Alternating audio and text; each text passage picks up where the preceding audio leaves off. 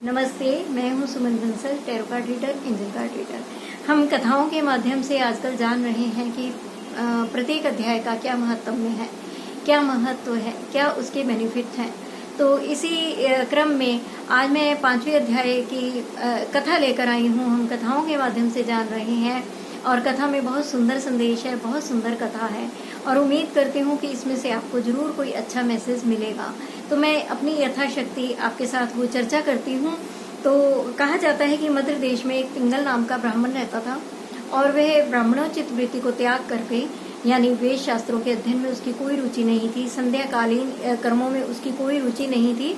वह उन सब कर्मों का त्याग करके गायन, वादन, नृत्य, ढोल बजाना इत्यादि इन सब चीजों में ही उसका मन लगता था और वह ये सब करने लगा। और करते करते करते करते उसकी इन चीजों में इतनी ज्यादा रुचि हो गई कि उसने इन चीजों में बिल्कुल परफेक्शन हासिल कर ली।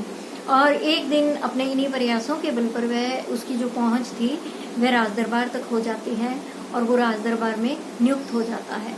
और क्योंकि उसने ब्राह्मणोचित धर्म के विरुद्ध जाकर ही कार्य किया था और कभी उसने संध्या उपासना इत्यादि नहीं की थी, तो उसका मार्ग और भी भ्रष्ट होता चला गया और उसे स्त्रियों का संग अच्छा लगने लगा और वह पर स्त्रीगामी हो गया और स्त्रियों के बिना वह रह नहीं पाता था। धीरे धीरे जब उसके सभी कर्म खराब होते चले गए तो उसमें एक और दुर्गुण पनप गया, अभिमान। और वह इतना ज्यादा अभिमानी हो गया कि अपने अभिमान के आगे वह दूसरे को कुछ भी नहीं समझता था। और यह अभिमान और ईर्ष्या द्वेष उसका इतना अधिक बढ़ गया कि वह समय पाते ही राजा को एकांत में दूसरों के दोष बताने लगा, उनमें कमियां निकलवाने लगा और इस तरह से वह दूसरों के मार्ग का कंटक बनता चला गया। क्योंकि उसके कर्म अच्छे नहीं थे तो उसको आगे कब तक सुख मिलता। तो इसी क्रम में उसका विवाह अरुणा नाम की एक स्त्री के साथ हो जाता है। तो वह जो स्त्री थी वह भी बिल्कुल उसके ही जैसी थी और उसका चरित्र भी अच्छा नहीं था और वह बहुत नीच कुल की स्त्री थी।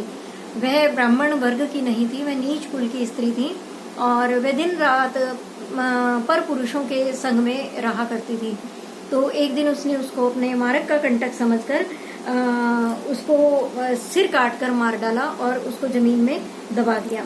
और वह जो पिंगल नाम का ब्राह्मण था वह बहुत भयंकर दुर्गति को प्राप्त हुआ और समय पाकर जो उसकी स्त्री थी वह भी नाना प्रकार के रोगों से पीड़ित होकर तकलीफों को भोगते हुए मर गई। और मरने के बाद वह जो पिंगल नाम का ब्राह्मण था वह एक बाज बनता है और वह जो अरुणा नाम की स्त्री थी वह एक शुकी अर्थात तोती बनती है। अब दोनों एक ही वन में विचरण करते हैं। एक दिन दाना चुगने की इच्छा से वह जो शुकी थी वह इधर उधर फुदक रही थी और तभी बाज ने उसको देखा और उसको पूर्व जन्म का जो वैर था वह याद आ गया और उसने झपट्टा मारा उसके ऊपर। तो प्राण बचाने के लिए वो जो शुकी थी वह दौड़ती है और जान बचाने के लिए भागती है, लेकिन क्या होता है कि वह तुरंत गिर पड़ती है और जिस स्थान पर वह शुकी गिर पड़ती है वहां नीचे एक खोपड़ी थी और खोपड़ी में पानी भरा हुआ था। क्योंकि बाज उसको नोच चुका था, फाड़ चुका था, तो वह उस जल में गिरते ही तत्काल मर जाती है शुकी। और शुकी मर जाती है और इतने में ही एक बहेलिया आता है और वह उस बाज को भी अपने तीर का निशाना बना लेता है। तो वह भी घायल होकर उसके जाल में फंस जाता है और अपना प्राण त्याग देता है। दोनों एक साथ मरते हैं। तो जब मरते हैं तो उन्हें यमलोक में ले जाया जाता है और वहां उनके कर्मों का हिसाब किताब होता है। तो निश्चय यह निकलता है कि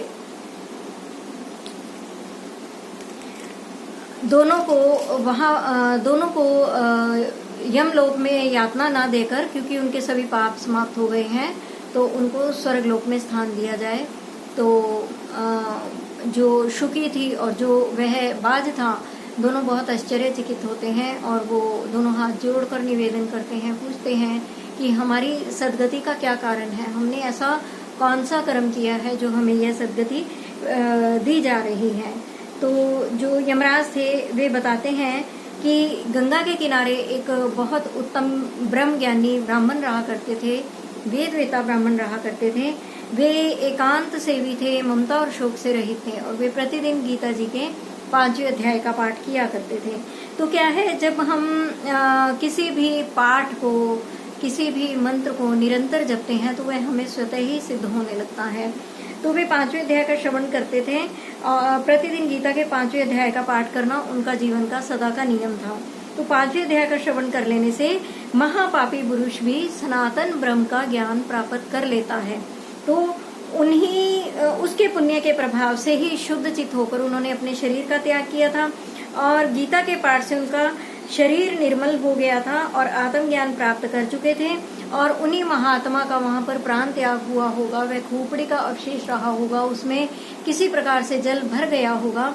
उस जल में क्योंकि दोनों ही गिरे थे, एक ही खोपड़ी में दोनों ही गिरे थे, तो वह जल उन दोनों के ऊपर अंतिम समय में गिर जाने से उन दोनों के समस्त पाप नष्ट हो गए और वे स्वर्ग के अधिकारी हुए।